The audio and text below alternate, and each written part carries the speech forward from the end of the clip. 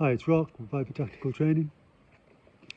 I just wanted to speak a little bit about the continued violence that we're seeing, on our streets today, daily, which the mainstream media still seem to class as knife crime, even though we all know it's not just knife crime anymore. I wrote about this 10 years ago now, 2014. I wrote about it in my second book, which was published in 2014. And I'd just like to read to you the short chapter on what I wrote about, which was third world violence in first world countries. And just remember that this is back in 2014, 10 years ago. So just bear with me, please, and you'll see where we're going with this. I've just finished reading two reports on crime and violence. One from the Institute of Economics and Peace, and the book, The Better: Angels of Our Nation, The Decline of Violence in History and Its Causes, by Steven Pinker. Both of these suggest that we, humans, are becoming less violent, with violent crime statistics down in the UK and society as a whole being more peaceful than any time in history. Crime statistics abound, and depending on your personal philosophy, politics and social attitude, you can pick and choose statistics that will further your point of view. What does the above mean to me and you and all the other law-abiding members of the public who live in the real world and are not an academic who is crunching numbers, formatting flowcharts, graph displays and pie charts? These statistics mean nothing to those committing crimes or those on the receiving end. And I can hear you say, what does all this have to do with the title of this article? Well, I live in the UK, a Western, now peaceful, modern society. As such, I have to agree with part of the above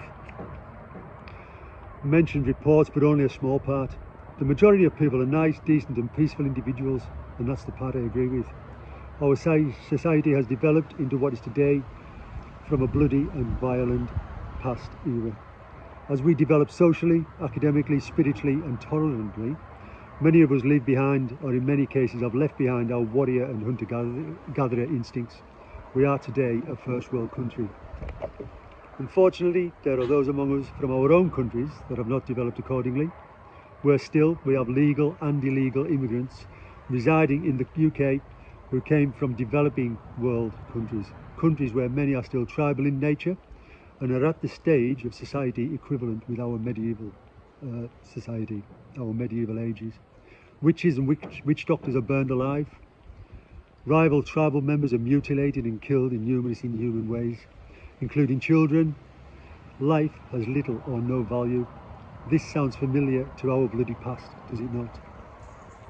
Should we be surprised at the violence that is now happening on our streets? Developing world types of violence. To some degree, and depending on the person in question, all level of violence can be scary and sickening, whether it is as basic as verbal abuse, a punch, knife, or a gun attack, or an explosive device detonating. As well-adjusted people, we are shocked by the routine violence of modern times. Developing world violence brings sights to our streets that we regularly see only on the news, in films and YouTube. The tools of developing world violence cause horrific injuries, but they're also a way to instill in the public a deeply felt fear. The tools these criminals use come straight from the medieval battlefield and the butcher shop. They include the axe, the machete and the meat cleaver. Just the names of these weapons make the thoughts of the violence and injuries they could inflict seem more horrific than your average knife crime. The list of attacks below all happened within a 6-month period in 2013. You will notice they did not take place in Africa, the Middle East or South America. They happened on the streets of the UK, and most attacks were made by foreign nationals. And I'm just going to read the list out here now of these attacks that happened within a 6-month period in 2013. An axe attack in Luton, an axe threat in Golders Green, an axe fight in Walthamstow, baseball bats, knives and meat cleavers used in attack in London, meat cleaver attack in Eastbourne, bottle and meat cleaver attack Isle of Sheppey, a meat cleaver attack in Birmingham, a meat cleaver attack in Manchester, combined hostage situation with a meat cleaver attack in Penrith, a gun, machete and meat cleaver attack in Newcastle, and an axe threat in Nottingham. Not only have the above happened, but there were also been 2 murders where the victims were beheaded. The widely reported murder of soldier Lee Rigby in Woolwich, and the not so widely reported murder of 18-year-old student Rima Ramzan in Sheffield, again meat cleaver attacks. The reality is, criminals use these weapons more and more frequently.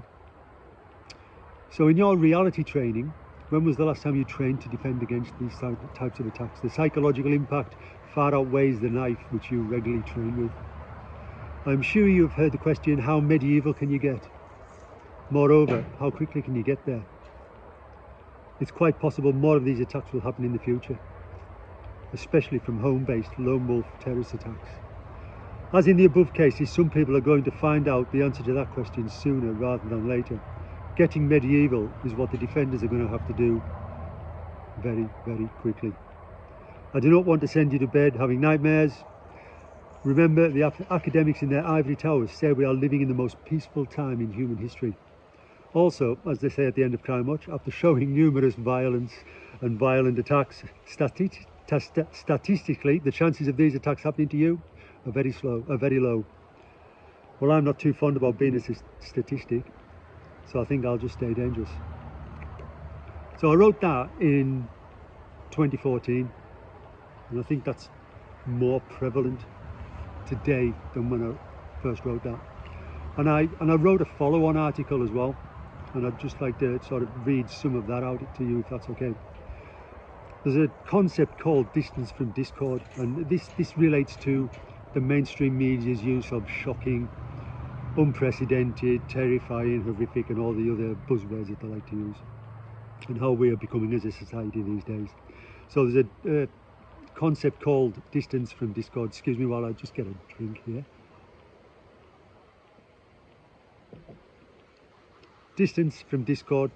It attempts to explain how societies and people move further away from disruption and discord and violence as they become more civilized. Prosperous societies and prosperous people learn that violence and discord does not enhance their lives or bring them about more prosperity, so they avoid it. Most third world countries and cities who are still evolving and developing, their distance from discord is much shorter. What we are now seeing is the clash between third world countries, third world people who bring their cultures and norms to modern cities that have a longer distance from discord. The culture in general suffers because third world people see little reason to restrain themselves, while the established citizenry attempt to avoid any conflict or confrontation. Who would have thought that machetes would become the weapon of choice in the cities of the Western world? The civilized people will always be at a disadvantage because of shock, disbelief, and evaluation, while the third world immigrant knows exactly what they are going to do, and they will not hesitate to do it, as machetes, axes, and meat cleavers are now the norm. And I think that's now more prevalent today than when I wrote those in 2014. And my biggest aim is the training, physical training to keep people safe, and also with the videos that I do. But I just wanted to, I thought I'd want to read that out to you today with, you know, what's happened lately and why it's happening, which a lot of people don't take into consideration.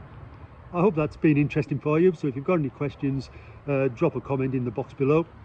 If you're enjoying these videos, please hit the like and the subscribe button. I'll be posting more information as we go along in the future. So stay dangerous, rock.